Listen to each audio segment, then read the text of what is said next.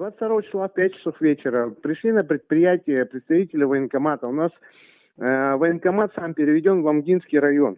То есть военного комиссара у нас здесь нет. Есть какой-то представитель просто. Вручили повестки людям, находящимся на работе. В 5 часов вечера, в конце рабочего дня. В 7 часов вечера организовали сбор. Сказали, что вам нужно там с собой собрать на суточный паек. Поедете в Амгу, в Амге пройдете медкомиссию и там дальше. Припугнули, конечно, статьей, что отказ от мобилизации, 10 лет лишения свободы. Ну что, ребята собрались и поехали. В Амгу приехали, их сразу же перенаправили в Якутск на этом же автобусе. Никакой отметки о месте пребывания не сделали. В Якутск приезжает, там куда-то там на РСП их должны распределить были. Но сказали, что через час уже борт. И, через час они уже улетели в Хабаровск вечером. С Хабаровска их на автобусах или на чем там, я не знаю, на каком транспорте привезли в Князево-Волконское.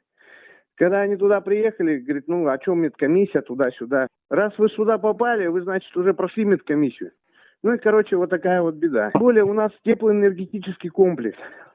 У нас вот попал туда единственный бульдозерист, единственный крановщик. Получается, 2 слесаря, которые отвечают за работу котельной.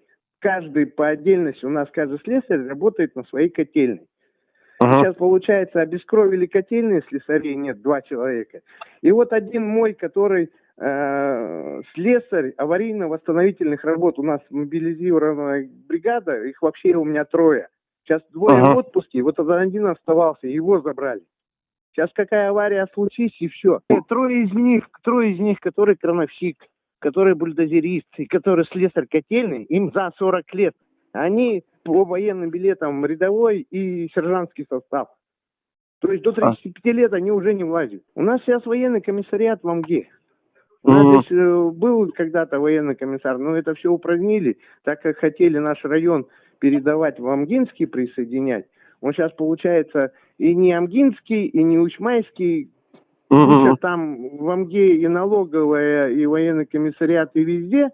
А здесь непонятно что, короче. У нас, по идее, должны на наших работников быть брони, так как мы предприятие жизнеобеспечения, с этими бронями вопрос завис. Списки мы везде направили, куда можно. Мы сейчас еще присоединились к Русгидро.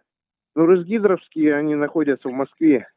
У них там свои заморочки, нам до нас им как-то вообще фиолетово. Мне вечером от них вот сообщения сейчас приходят, что их сейчас Князево-Волконское собирает село, оружие, и, они вылетают военным бортом в Ростов-на-Дону на пункт боевого слаживания.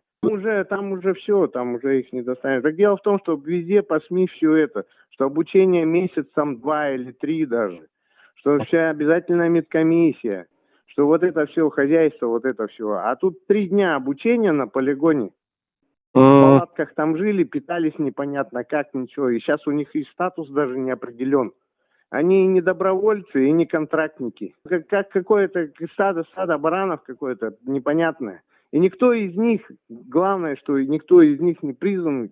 Они вообще никакого боевого опыта не имеют. Они автомат 1 раз на присяге, и то учебный получали. Тут 3 дня на стрельбище постреляли, и все, вперед, ребята. Ни в какие ворота не идет.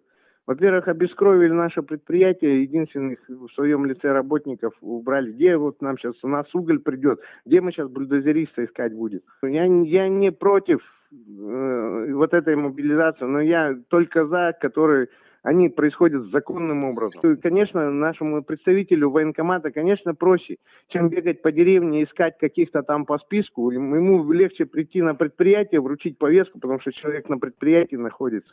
И все, отчитаться под козырек, ему дать, что вот столько-то людей я собрал. Конечно, так-то легче.